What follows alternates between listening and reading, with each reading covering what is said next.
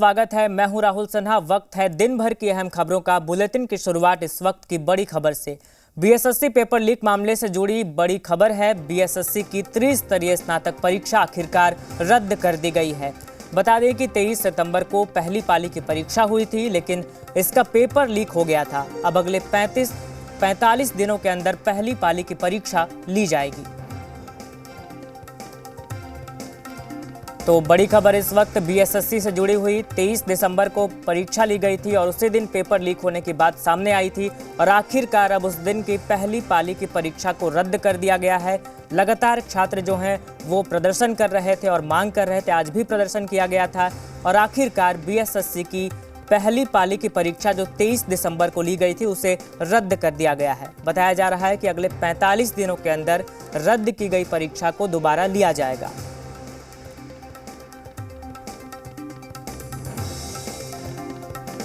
तो लगातार जो छात्र मांग कर रहे थे उसे सुना गया, हम कह सकते हैं, लेकिन लगातार ये प्रदर्शन चल रहा था और 23 दिसंबर को परीक्षा ली गई थी बीएसएससी की। पेपर लीक हुआ था, सोशल मीडिया पर प्रश्न पत्र वायरल हो गया था और जो परीक्षा का पत्र था दोनों हूबहू सेम पाया गया था, जिसके बाद से लगातार परीक्षा को रद्द करने की मांग की जा रही थी। बीएसएससी पेपर लीक मामले से जुड़े इस वक्त की बड़ी खबर।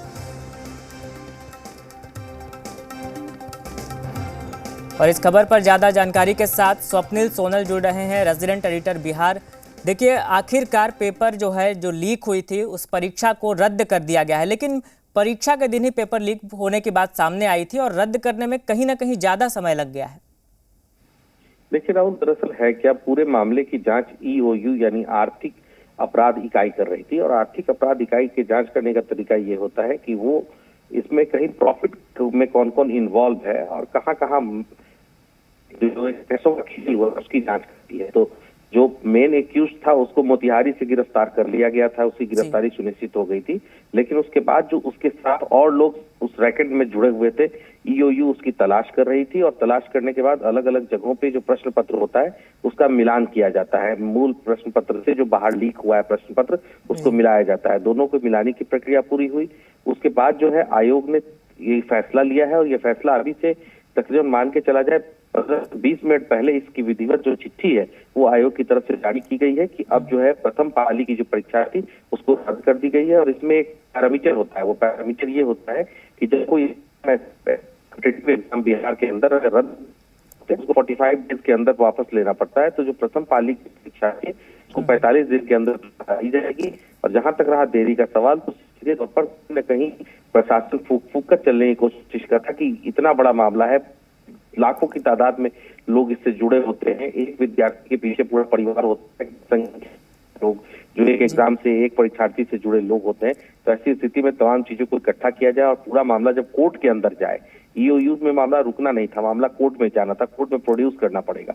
तो कोर्ट में सरकार और पुलिस का जो स्थिति है वो फॉल्स न बच जाए, उसको लेकर के भी बहुत पुख्ता सबूत इकट्ठा करने का प्रयास किया जा रहा था।